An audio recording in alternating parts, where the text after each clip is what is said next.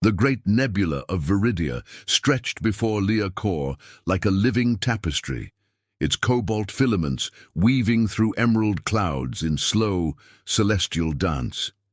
No map could truly capture its beauty.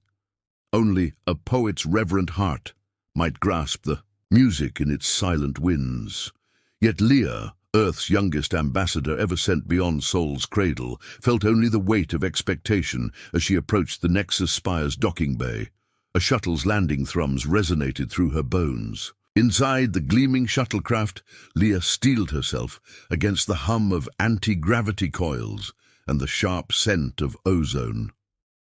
At 19, she was barely older than many cadets at Earth's military academy, and while her appointment had been hailed as a triumph of unity between Earth's fractious nations, the truth was more complicated.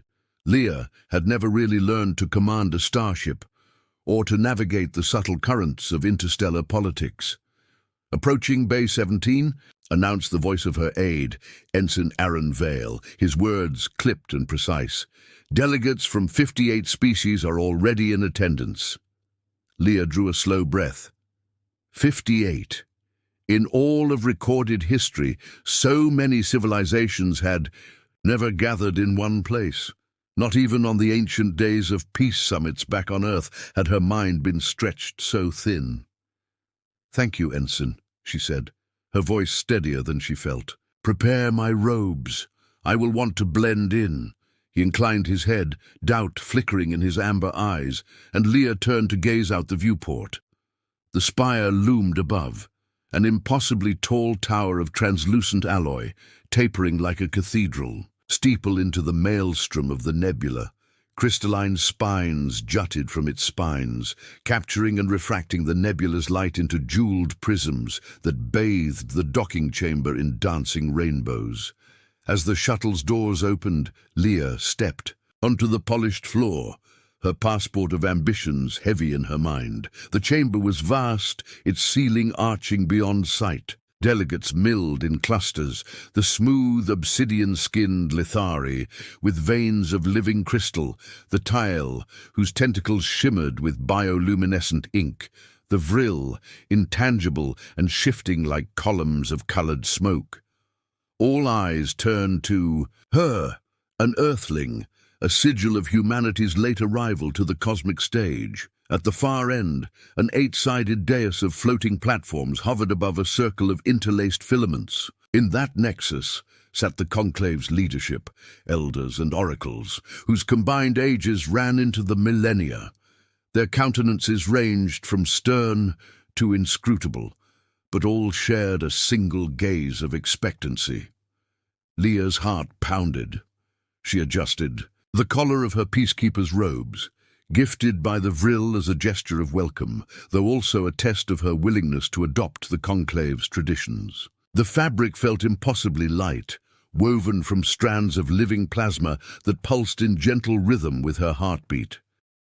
Clearing her throat, she stepped onto the dais's outer ring. A hush fell like starlight on a silent world. Elder Maris of the vril, tall as 3 humans stacked end to end, drifted forward. Her voice vibrated through the air, a melody of frequencies that resonated directly in Leah's mind. "Ambassador Leah Core of Terra," she intoned, "we have convened under the tenet of the stars to forge unity and to preserve peace. Your arrival completes our gathering, for humanity has blossomed under the light of Sul, yet we wonder, will your civilization uphold our sacred pact?" Leah bowed deeply, willing herself calm. "Esteemed elders, I stand before you humbled. Earth has witnessed centuries of conflict, but we have learned that the harmony of many voices can weave a more beautiful future than the thunder of war."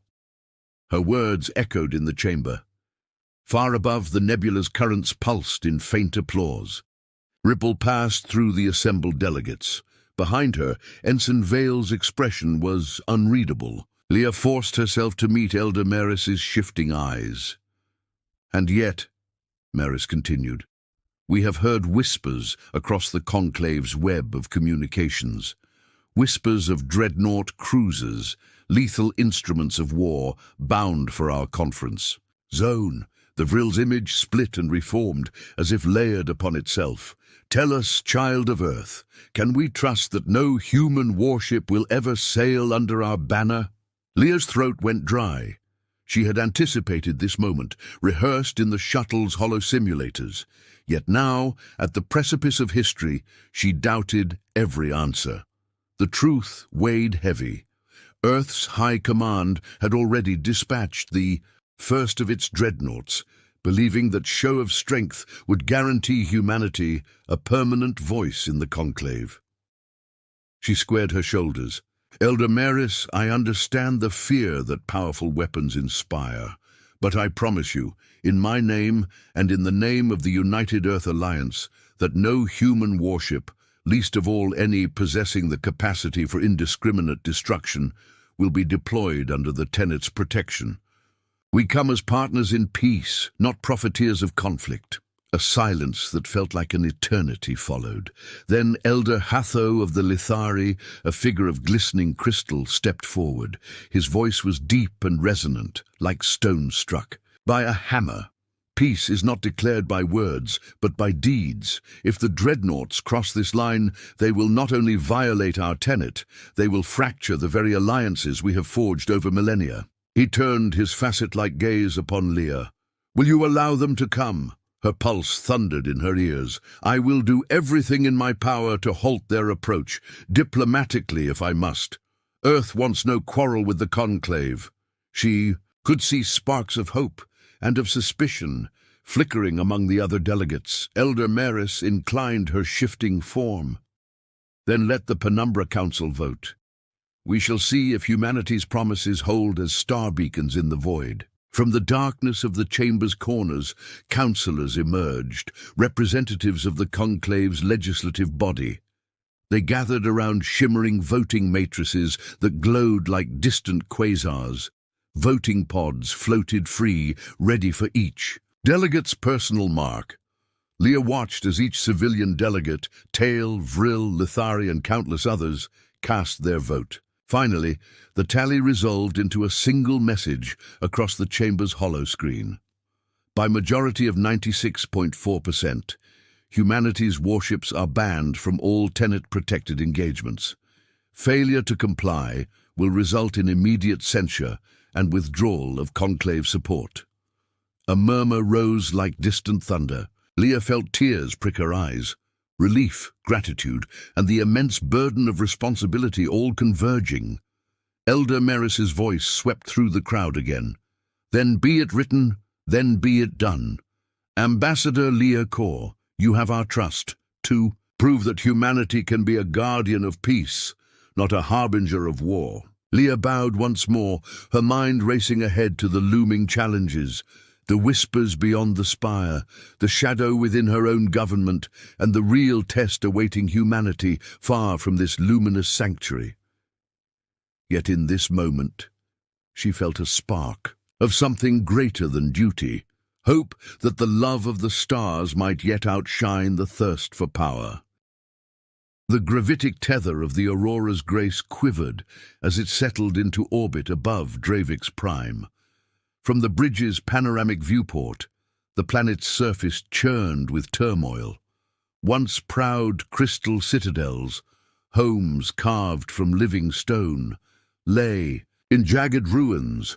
Rivers of molten crystal wept down canyon walls, and in the twilight of its dying suns, the land under siege seemed to glow with anguished light. "Status report," Leah Kor asked, her voice steadier than she felt. Chief Engineer Corin 5 tapped a hollow keypad. "Structural integrity at 43%. Biogenic repair drones are en route, but the Night Legion's orbital bombardment continues. They've established a siege perimeter in high orbit, 2 dreadnoughts, 4 heavy frigates." Captain Zara Kale stood beside Leah, arms folded. Where Leah's robes shimmered with diplomatic calm, Zara's uniform bore the scorch marks of emergency. Repairs. Her tell eyes, multifaceted and fluid, reflected both compassion and resolve. I count at least 2 million Dravixite lives at risk, Zara said. Our healing fleet can stabilize ecosystems, but without firepower, they'll be slaughtered. Leah nodded, recalling Elder Maris's warning echoing through the Nexus spire. Never let human warships join the fight. Still, the spectacle below tested her convictions. Open a channel to Dravix Prime's planetary governor, Leah ordered. Moments later, the holoscreen flickered to reveal Governor Thalruk, a massive crystalline form whose facets chipped and cracked under the strain of war. Ambassador Kor, your arrival is a beacon of hope. Thalruk's voice resonated like a tuning fork. But hope does little against Legion beam cannons. Will your fleets defend our cities? Leah met Zara's gaze. Governor, we bring you medical aid and ecological restoration units. Our charter prohibits offensive engagements, but we will do everything in our power to protect citizens without violating the Conclave's tenet. Silence. Thalruk's form shivered. Then the Night Legion will overrun us within the hour. Below, red flares blossomed as the Legion's orbital cannon rained down shockwaves. The entire lower hemisphere flickered in devastation. Zara's fist clenched. If we do nothing, Dravix Prime dies. If we bring in human warships, we betray everything the Conclave stands for and fracture the Alliance. Leah swallowed. I know, but our mandate is absolute. No weapons of war. We must force High Command to stand down, diplomatically if we can, but we cannot break our promise. Around them, the bridge crew worked feverishly to deploy bioshield generators, organic domes that would cocoon entire cities in living armor. Leah moved from station to station, offering words of encouragement, though her heart hammered with doubt. Down on the planet's surface, the Dravixite defenders, rock-skinned warriors whose bodies glowed from within, held a ragged line at the edge of the shattered stratosphere. Captain Zara's field envoy team stabilized a bioshield node in the city of Vamrix, its crystalline spires flickering back to life as the dome formed. "Keep it charged," Zara barked into her comm. "We're the only thing between them and the evacuation convoy." In the swirling dust, Leah walked beside her, the healing light of her peacekeeper's staff pulsing gently against the battered streets. Dravixite civilians huddled behind collapsed walls, eyes wide with both awe and fear. Children, so young, clutched crystalline fragments like talismans. One small Dravixite girl, her form only half-formed in broken glass, reached out to touch Leah's hand. The tip of her crystalline finger sent a spark through Leah's suit. For a moment, Leah saw not the politics of war, but the desperate fragility of life. "I promise you," Leah whispered, "no harm will come to you." But the sky thundered as another Legion frigate loosed its payload. The blast rocked Leah off her feet. Pain flared, alarms echoed through her comlink. When she staggered to her feet, the dome around Vamrix flickered dangerously. "Zara," Leah shouted, "we need reinforcements, now!" A voice crackled in her ear. "Human destroyer Helios has entered the exclusion zone. High Command is ordering her to engage the Legion." Leah's blood ran cold. She spun to Zara. "They've sent the Helios." Zara's jaw tightened. "Ambassador, if they fire, the Conclave fleet will retaliate. It'll be an all-out war. Dravix Prime caught in the middle." Leah swallowed bile. She raced to the communications console and keyed an emergency priority override. Fingers trembling, she composed a hollow message to Earth. From Ambassador Leah Kor, Nexus Spire. To Supreme Command, United Earth Alliance. Subject, immediate cease deployment order. By decree of the Conclave's Penumbra Council, any human warship within Tenet-protected space is in violation of our treaty. The presence and potential engagement of the destroyer Helios imperils the entire alliance. Withdraw your vessels at once. The future of Earth standing in the Conclave depends on your compliance. Her finger hovered over the transmit seal. Around her, the bridge fell silent. The fate of millions and the fragile bonds between 100 civilizations rested on a single command. With a decisive breath, Leah sealed the message. "Sent," she whispered. Zara placed a steadying hand on her shoulder. "We did what we must." Leah closed her eyes, heart pounding. Below, Dravik's prime trembled, its fate and perhaps the fate of the entire conclave suspended between diplomacy and destruction. The void ahead was pierced by a single blazing streak of light. Through the viewport of the Aurora's Grace, Leah Kor watched as the destroyer Helios, sleek and gunmetal grey, cut across the black canvas like a comet. Even at this distance, its forward batteries glowed with lethal promise. "Helios has locked weapons on the nearest Legion frigate," reported Lieutenant Morrow, the bridge's tactical officer. His voice trembled slightly, a rare crack in the veneer of calm. Captain Zara Kale's multifaceted eyes narrowed. "Ambassador, we warned them. If they fire, the Conclave fleet will retaliate, and Dravik's Prime will become ground zero." Leah's heart thundered. She thought of the crystalline children huddled beneath bioshields, the scorched citadels, and the governor's desolate plea. Every instinct in her screamed to stop the Legion, but her promise to the Conclave bound her hands. "Open a direct. You channel to Helios," she ordered. Moments later, the destroyer's command deck appeared in her holofeed. Captain Juno Varys, clad in the rigid uniform of the United Earth Alliance, stared back at her. "Ambassador Kor," Juno said, voice steeled by duty. "High Command orders engagement to relieve Draviksite civilians. Our ordnance can punch a corridor clear to the evacuation convoys." Leah clenched her jaw. "Captain Varys, you are violating the Conclave's decree. If you fire, the Conclave fleet will consider it an act of war. Withdraw immediately." A beat of silence. Then Juno's eyes hardened. "My orders stand. We move in 5. 5? Leah felt her blood run cold. "That's suicide, Captain, and a diplomatic catastrophe." Before Juno could reply, the Helios's batteries flared. A pair of cobalt-blue beams lanced out, slicing through the vacuum toward a Legion frigate. On the Aurora's Grace, alarms screamed as the holotactical display flickered with impact data. "Target destroyed," Morrow announced, voice hollow. "Helios to all units. We're engaging." Juno barked, and one by one, the destroyer's heavy guns roared to life. Shells of pure particle plasma tore through the Legion ships, each strike precise enough to cripple warship engines without vaporizing entire decks. For a moment, relief washed over Leah. The Legion dreadnoughts faltered, their disciplined formations shattered. The bioshield over Vamrix brightened, and cries of hope echoed through the comms. But celebration turned to terror when the planet's core shuddered. Below, Dravik's prime surface cracked open. A jagged rift yawned across the crystalline bedrock, and an obsidian vortex exhaled a hurricane of darkness.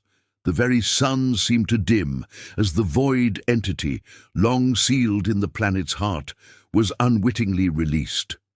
It called itself the Star Eater, a maw of shadow that devoured starlight and biomass alike. From its swirling form came a hunger so profound that the nearest sun flickered in agony, its plasma tendrils recoiling.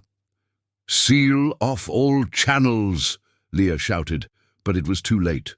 The Conclave fleet, recognizing a new threat, swung into action. Vril phase shifters, tail biolacings, and Lithari crystal lances converged on the vortex. Their weapons were not meant to kill, but to contain, and even at full power, containment slipped. The Helios's guns bled energy into the fray. Captain Varys keyed her mic. "We'll help finish it."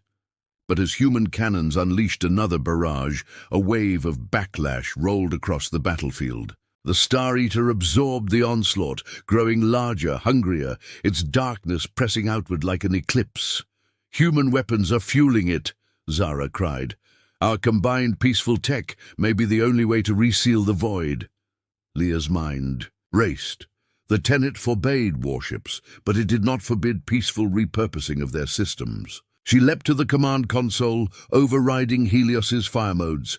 "Captain Varys, repurpose your batteries as harmonic conduits. Synchronize with our allied frequencies."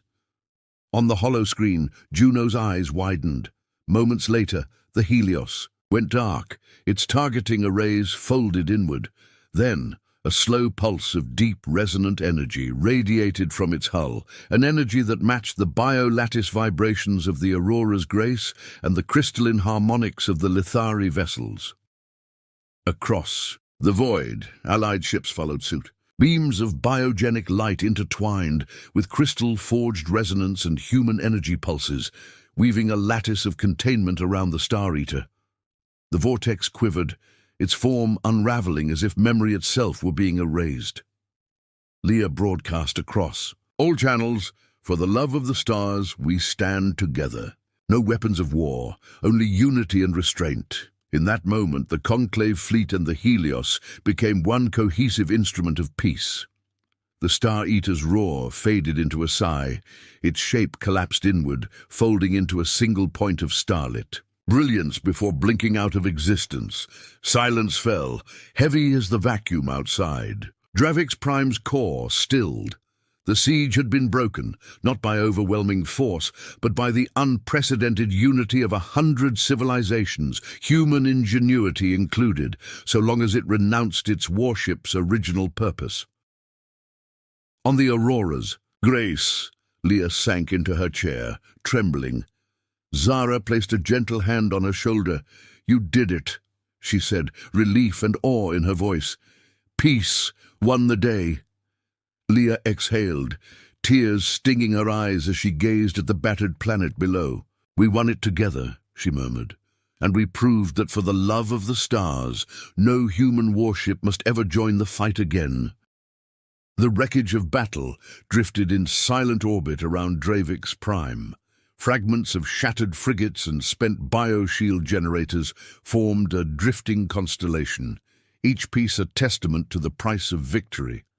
On the surface, the once smouldering cities still smouldered, but now crews of repair drones, both Dravixite and Conclave, swarmed through the streets like diligent fireflies, sealing fissures and rekindling the planet's crystalline heart.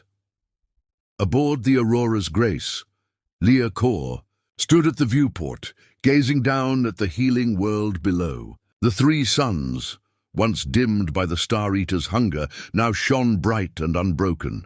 Beneath them, the city of Vamrix glowed with renewed life, crystal towers sparkling as repair nanites flowed into fractured spires, veins of biogenic light pulsing through streets once choked by rubble.